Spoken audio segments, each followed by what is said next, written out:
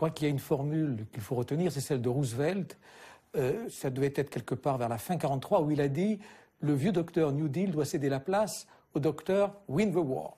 Et au fond, il annonçait ainsi l'émergence d'une économie qui était presque exclusivement tournée vers un seul but, la victoire. Et d'ailleurs, le mot victoire est partout employé. On parle de Victory Programme, on parle de Victory Tax, on parle de Victory Gardens.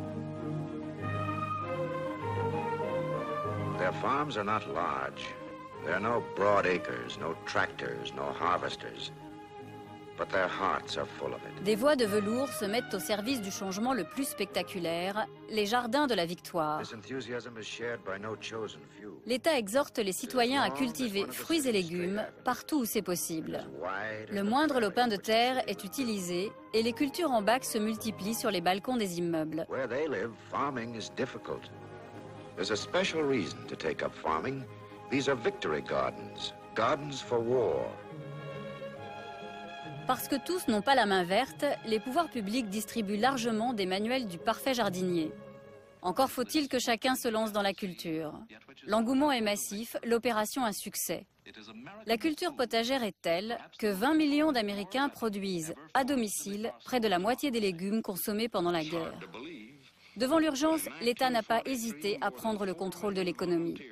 Et les citoyens américains, sous l'impulsion de leur gouvernement, ont pu organiser la solidarité. La maison brûlait et personne ne regardait ailleurs. De l'autre côté de l'Atlantique, les Britanniques se mobilisent eux aussi pour pouvoir se nourrir.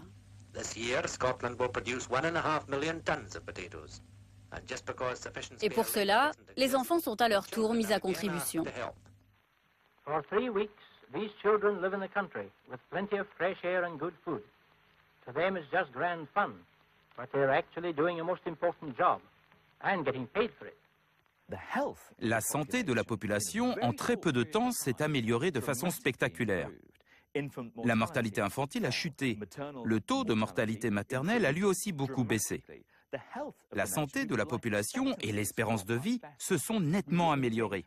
On mangeait moins, mais on mangeait mieux. On faisait plus d'exercice physique parce qu'on marchait davantage, on prenait les transports en commun et on faisait du vélo.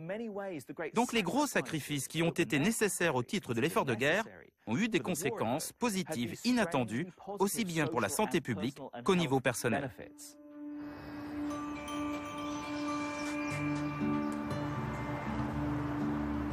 Ton Morden, au nord-ouest de l'Angleterre, entre Leeds et Manchester.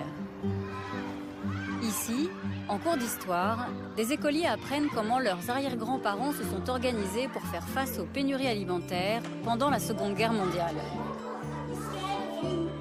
Avec leurs professeurs, ils découvrent que l'imagination peut faire des miracles.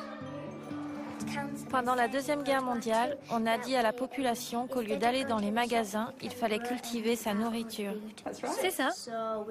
Comme ça, on avait plus de nourriture. Dans d'autres pays, comme en Irlande, beaucoup de gens mouraient de maladies liées à la faim parce qu'il n'y avait pas assez de nourriture. Oui, donc c'est pour ça que les gens cultivaient eux-mêmes. Alors ça, c'est un carnet de rationnement, c'est ça? Vous vous souvenez comment ça marche? Que fallait-il faire? Quand on allait au magasin, il devait être tamponné. Oui, il devait mettre un coup de tampon. Do you like standing in a queue for your vegetables? Do you ever find your long wait has been useless, that supplies of what you want have run out before your turn comes? It's not the greengrocer's fault, it's up to you. Dig for victory. Thousands of people have discovered that a 10-rod plot will keep a family of 5 in vegetables 8 months of the year. Young men are doing it. These London AFS men are filling in their waiting periods like this. Have you joined the ranks of this great new army that's helping to win the war by helping themselves to good food? So you see, you can nearly always find somewhere to dig. And surely, isn't an hour in the garden better than an hour in the queue?